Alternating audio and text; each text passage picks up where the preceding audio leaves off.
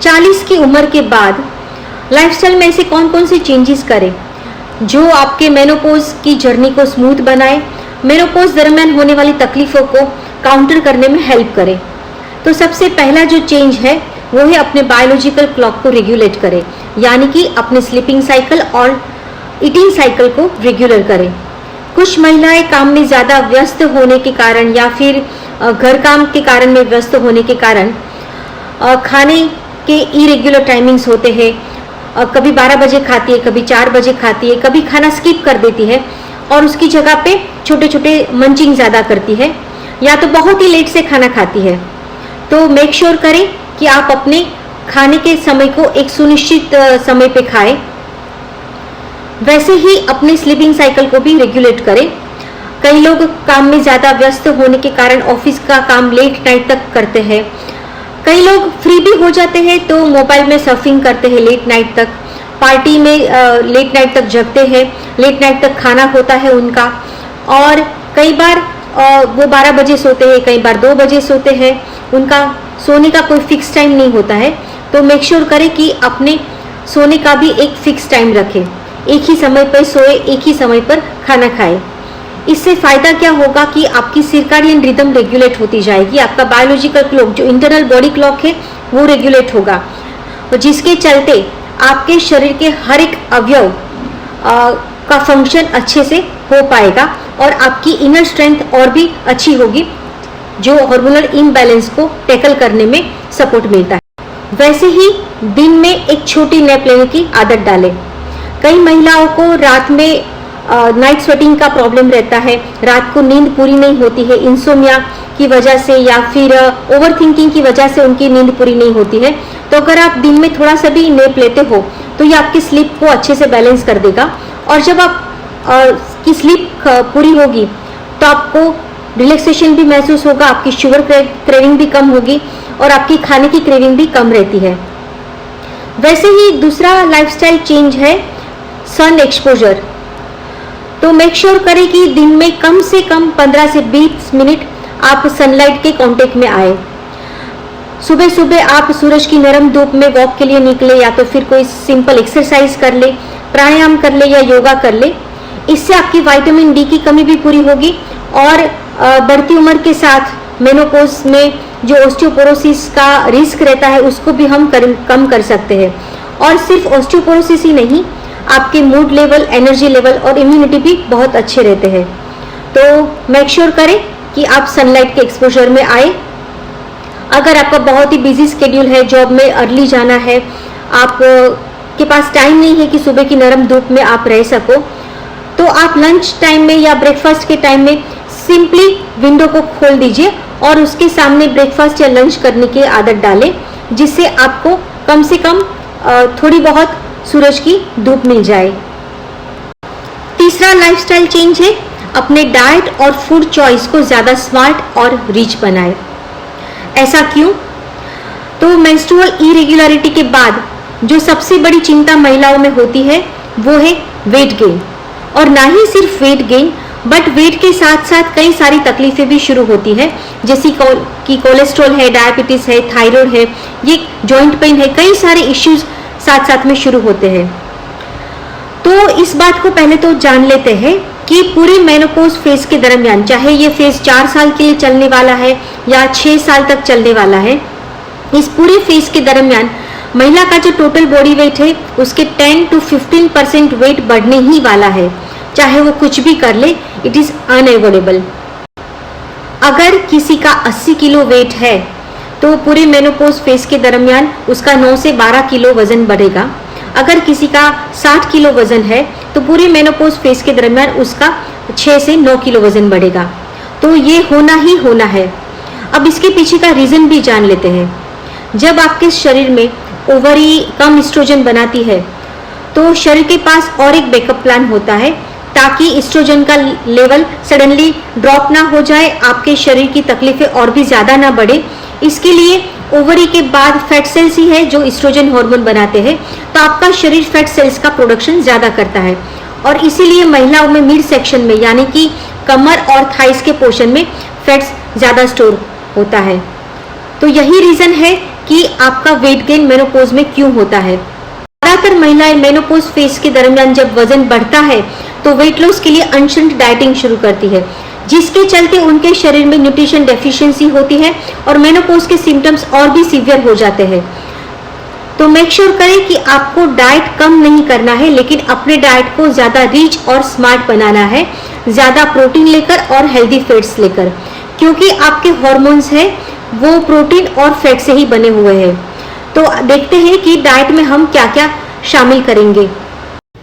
Eggs, meet, chicken, इनमें protein अच्छी मात्रा में मिलता है।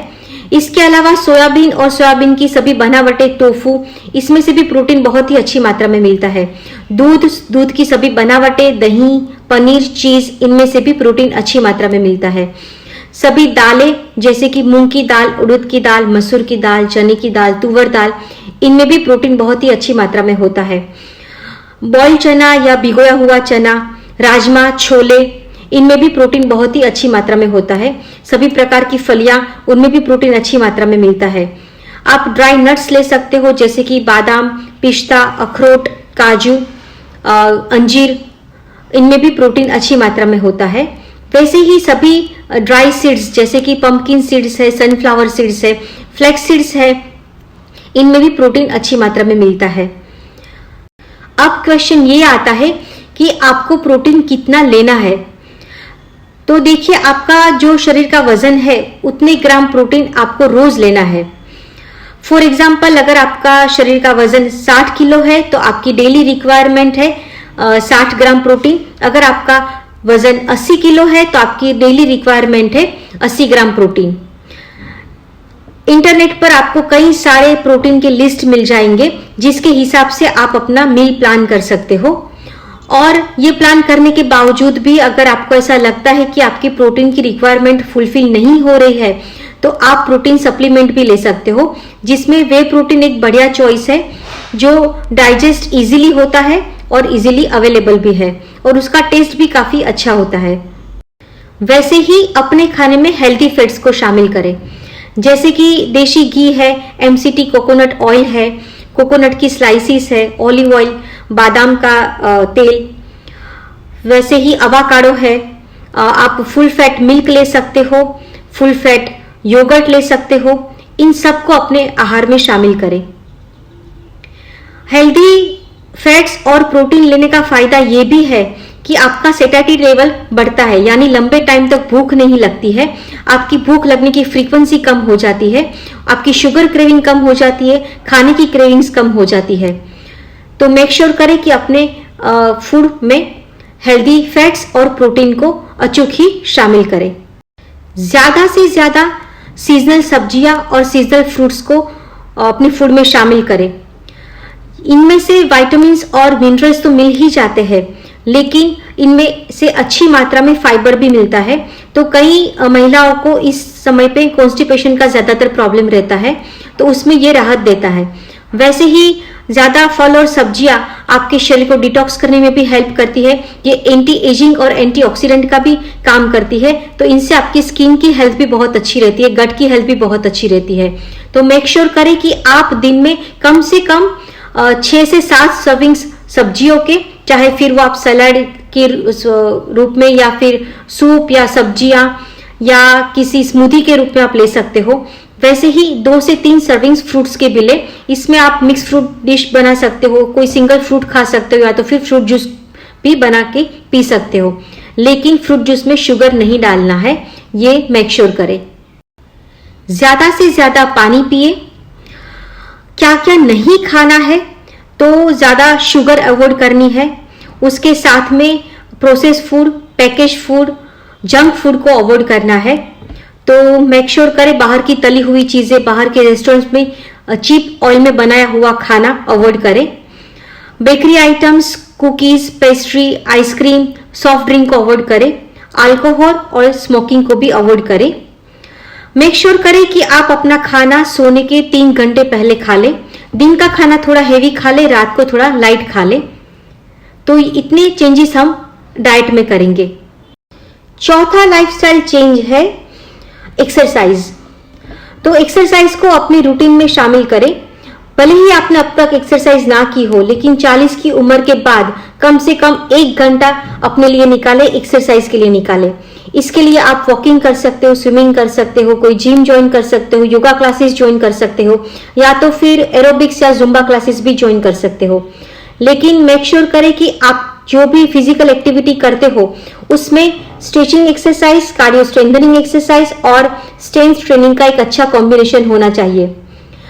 तो आप एक एक्सरसाइज का कुछ ऐसे प्लान कर सकते हो कि आप स्ट्रेंथ ट्रेनिंग के लिए बॉडी वेट एक्सरसाइज कर सकते हो, डंबल्स या सैंडबैग के साथ एक्सरसाइज कर सकते हो, थेरा लूप या थेरा बेंड के साथ एक्सरसाइज कर सकते हो, जिम बॉल या किटल बॉल के साथ एक्सरसाइज कर सकते हो।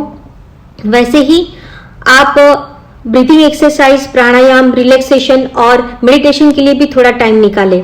इनसे आपके प्रोजेस्टेरोन हार्मोन्स नेचुरली ही लिफ्ट होते हैं और इनसे आपका मूड अच्छा बनता है, आप कूलनेस और कामनेस डेवलप होती है, आपको नींद अच्छी आती है। इसके अलावा आपकी बोन स्ट्रेंथ और मसल स्ट्रेंथ भी अच्छी बनती है, जिससे ऑस्टियोपोरोसिस का रिस्क कम रहता है।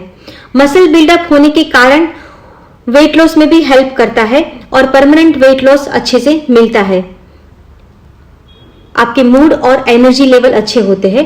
तो मेक श्योर करें कि आप दिन में कम से कम 45 से 60 मिनट अपने लिए और एक्सरसाइज के लिए निकालें। 5वां लाइफस्टाइल चेंज है, अपने आप को खुश रखें।